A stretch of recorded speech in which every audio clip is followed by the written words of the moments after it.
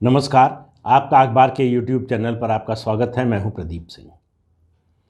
मंगलवार 20 दिसंबर को राज्यसभा में समाजवादी पार्टी की सांसद जया बच्चन ने भारतीय जनता पार्टी और उसकी सरकार को श्राप दिया।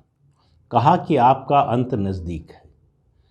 अब ये उन्होंने क्यों कहा? उनको बोलना था NDPS एक्ट पर, और वो बोल रही थी 12 सदस्यों को जो निलंबित किया गया है राज्यसभा की कार्यवाही से। लेकिन मामला वो भी नहीं था।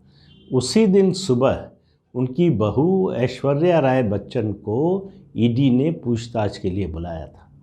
पनामा पेपर्स में नाम है उनका नाम है, अमिताभ बच्चन का है, बॉलीवुड के और कई लोग हैं, अजय देवगन का नाम है, उसके अलावा DLF के KP सिंह का नाम है।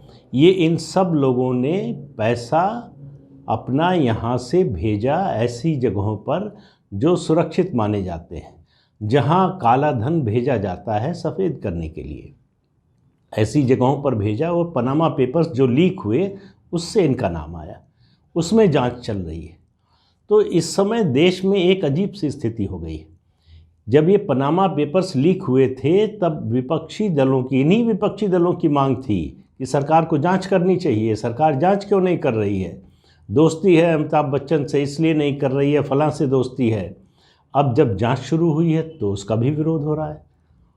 तो अमिताभ बच्चन हो या दूसरे कोई हो, ये सरकार ऐसे तमाम बड़े लोगों के खिलाफ जांच कर रही है जिनको आज तक कोई हाथ लगाने से भी डरता था। तो जया बच्चन का जो गुस्सा था, उनका जो क्षोभ था, वो दरअसल अपनी बहू की जांच को लेकर था। और ये उनका गुस्सा आने वाले दिनों में बढ़ने वाला है। जिस तरह से लगभग विक्षिप्त जैसी हालत में वो बोल रही थी सदन में, उससे स्पष्ट था कि चोट बड़ी गहरी लगी है।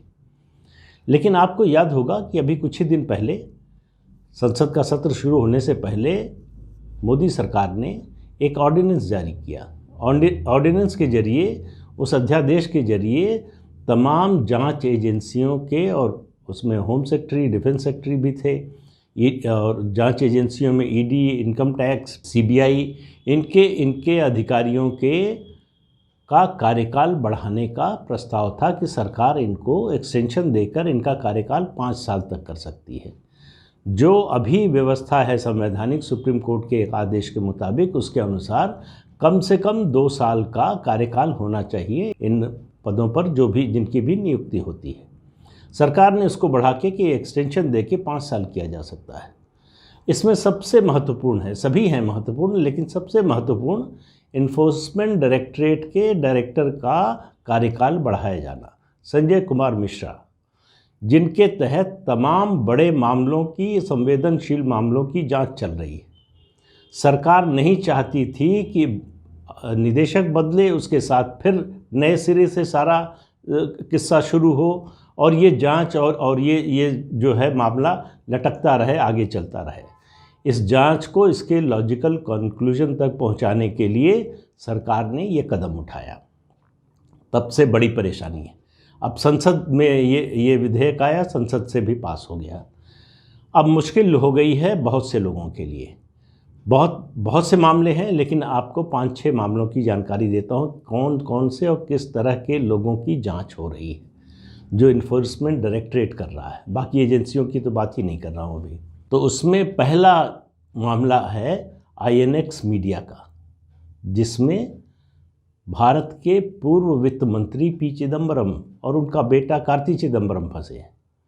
उनके खिलाफ जांच शुरू हुई। जांच के बाद उनकी गिरफ्तारी हुई। 3.5 महीने तक P चिदम्बरम जेल में रहे। उसके अलावा उनके खिलाफ इस मामले में ED जो है चार्जशीट फाइल कर चुकी है।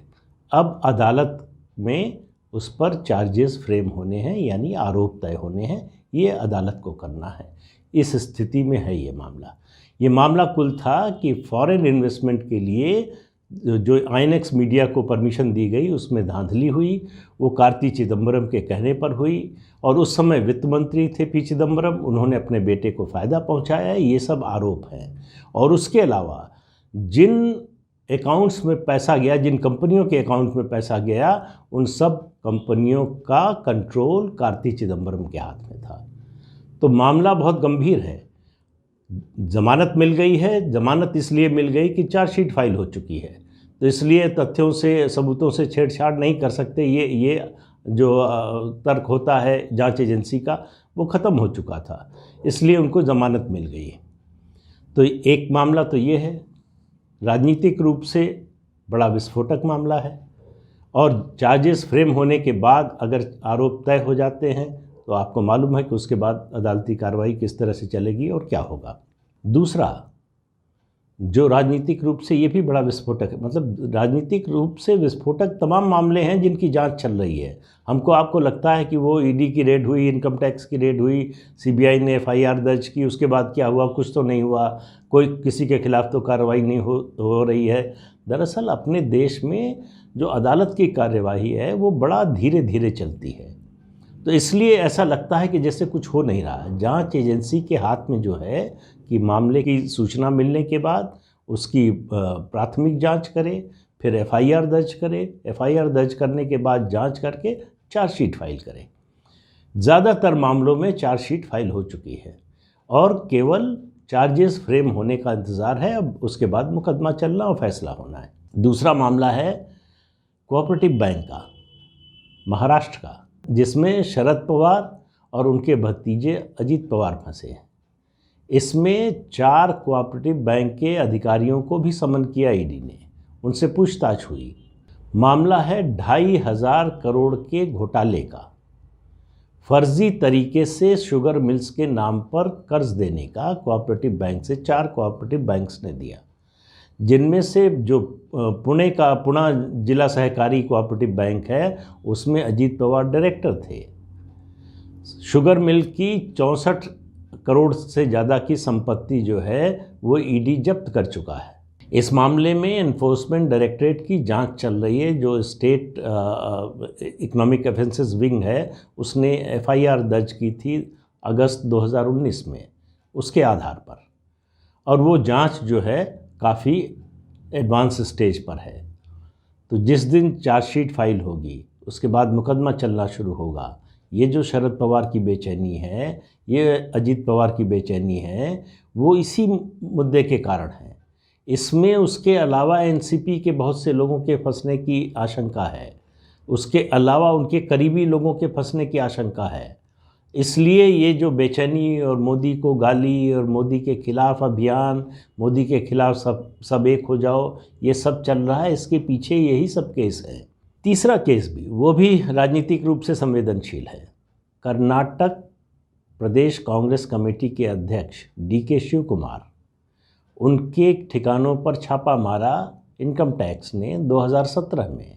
उस समय उनके एक रिसॉर्ट में गुजरात के कांग्रेस के विधायक रुकाए गए थे जब अहमद पटेल का राज्यसभा का चुनाव होने वाला था। वहाँ भी छापा मारा गया। उसी जो इनकम टैक्स की छापेमारी है उसके आधार पर ईडी ने मनी लॉन्ड्रिंग का केस दर्ज किया। 800 करोड़ की अघोषित संपत्ति बरामद हुई। उसके अलावा ईडी के मुताबिक 20 देशों में 337 बैंक खातों में पैसे ट्रांसफ़र किए गए। अब उसकी जांच हो रही है। देखिए, ईडी का जो मामला होता है उसमें कई चीज़ें होती हैं। जब विदेश का मामला जैसे ही आता, पैसा बाहर गया, तो फिर लेटर रोगेटरी भेजना पड़ता है उन देशों से, जो है उसकी कानूनी परमिशन लेनी पड़ती है। फिर चौथा मुद्दा भी राजनीतिक है। फारूक अब्दुल्ला, जम्मू कश्मीर के पूर्व मुख्यमंत्री, जम्मू कश्मीर के क्रिकेट एसोसिएशन के अध्यक्ष, उनके खिलाफ 2 मामलों में जांच चल रही है। एक जम्मू कश्मीर क्रिकेट एसोसिएशन के पैसे के घोटाले के मामले में, उसमें ईडी की जांच चल रही है, मनी लॉन्ड्रिंग का मामला है। उसके अलावा जम्मू कश्मीर बैंक का भी चल रहा है। स्टेट के इस बैंक में जो जम्मू कश्मीर के परिवार हैं उन सब का इन्वॉल्वमेंट नज़र आ रहा है। इसी मामले में जम्मू कश्मीर की पूर्व मुख्यमंत्री महबूबा मुफ्ती के खिलाफ भी जांच चल रही है।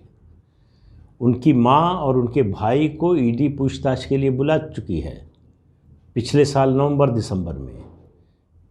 और इसकी भी जांच काफ़ी एडवांस स्टेज पर है। पांचवा मामला है वीवीआईपी चॉपर स्कैम का, जिसमें कमलनाथ के भांजे रतुल पुरी पर आरोप है कि उन्होंने दलाली का 3,600 करोड़ रुपया बाहर भेजा।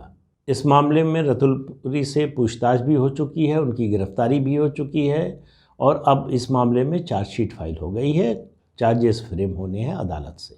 इसके अलावा आपको याद होगा उद्योगपति बैंकर चंदा कोचर, उनके पति दीपक कोचर, उसके अलावा वीडियोकॉन के मालिक जो है वेणुगोपाल धूत, इनके खिलाफ मामला चल रहा है मनी लॉन्ड्रिंग का। इन तीनों के खिलाफ रेलीगेयर कंपनी के जो मालिक थे मलविंदर सिंह और शिवेंद्र सिंह, उनकी गिरफ्तारी हुई, 2 साल से जेल में है। यूनिटेक जो रियल एस्टेट की कंपनी है उसके मालिक संजय चंद्रा, उनके पिता, उनकी पत्नी, ये सब जेल की हवा खा चुके हैं। इनके खिलाफ आरोप था कि हज़ारों करोड़ रुपए जो ग्राहकों के थे जिन्होंने घर के लिए पैसा जमा किया, उसको इन्होंने विदेशों में भेजा, इंग्लैंड में, यूएस में, सिंगापुर में, कैमन आइलैंड में, यूएई में।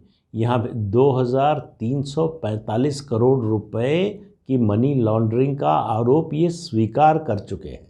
इनके खिलाफ एक और मामला बना है, जिस तरह से इन्होंने तिहाड़ जेल का दुरुपयोग किया, वहाँ रिश्वत देकर वहाँ के कर्मचारियों को, सुपरिंटेंडेंट को, जेल के अपना दफ्तर वहाँ से चलाया, वहाँ से बिजनेस चलाया। इस पर सुप्रीम कोर्ट ने बड़ी सख्त टिप्पणी की है। तो ये सब मामले, इनके अलावा बहुत से मामले हैं जिनमें या तो जांच शुरू हो चुकी है, एडवांस स्टेज पर है, या चार्जशीट फाइल हो चुकी है। प्रधानमंत्री नरेंद्र मोदी और उनकी सरकार नहीं चाहती कि ये लोग शिकंजे से निकल पाएँ, और ये लोग शिकंजे से निकल जाएं, इसकी कोशिश में बहुत सारे लोग लगे हों। क्यों लगे हुए हैं? उनको इनसे ज़्यादा कोई सहानुभूति है ऐसा नहीं है। उनको डर है कि उनके बाद हमारा नंबर आने वाला है।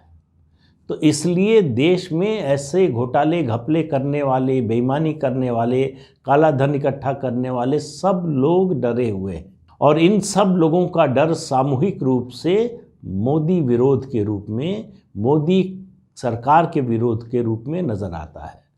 राजनीतिक दल किसी सरकार का विरोध करें ये समझ में आता है, लेकिन जिस व्यापक रूप में सरकार, राजनीति से बाहर के लोग सरकार का विरोध करते हैं, जिसका कोई आधार नहीं होता, किसी आधार पर विरोध करें समझ में आती है बात, लेकिन बिना आधार के जिस तरह से विरोध किया जा रहा है, उससे समझ में आता है कि ये दुश्मन के खेमे में बड़ी खलबली है, बहुत डर है। ये तो हमारा जो जुडिशल सिस्टम है, अगर इतना स्लो न चलता, इतना धीमे काम न करता, अगर वो तेज़ी से काम करता, ज़्यादा सक्रिय होता, तो शायद ये सब लोग अब तक जेल पहुंच चुके होते, इनको सज़ा मिल चुकी होती। लेकिन अदालत है, हमको मालूम नहीं कि किसको सज़ा मिलेगी, कौन बच जाएगा, किसके खिलाफ सबूत जो है मिलेंगे। इसी तरह से आप देखिए, सबूत मिलने की जहाँ तक बात है, इस सरकार के दौरान जिस तरह से जांच हुई है, विजय माल्या, नीरव मोदी, पुख्ता सबूत जांच एजेंसियों ने मुहैया कराए अदालत को, जिनके आधार पर ब्रिटेन की कोर्ट से एक के बाद एक स्तर पर रोकने की कोशिश करने के बावजूद उनके एक्स्ट्राडिशन का अदालत से फैसला हो चुका है। विजय माल्या का मालूम नहीं है किस वजह से रुका है, लेकिन ऐसा कहा जाता है कि उन्होंने असाइलम की मांग की है, उस पर फैसला नहीं हो रहा है, इसलिए रुका हुआ है।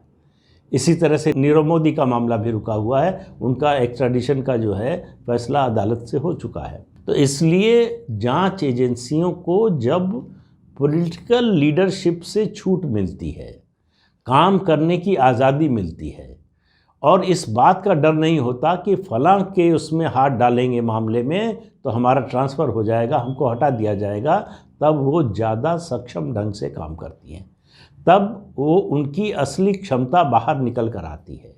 और यही इस समय हो रहा है, इसी से डरे हुए लोग हैं। ये जो आपने दृश्य देखा मंगलवार को, जया बच्चन को विक्षिप्त होकर चिल्लाते हुए, उस कतार में अभी बहुत सारे लोग हैं। ये विक्षिप्त रूप जो है अभी बहुत सारे लोगों का आपके सामने आने वाला है।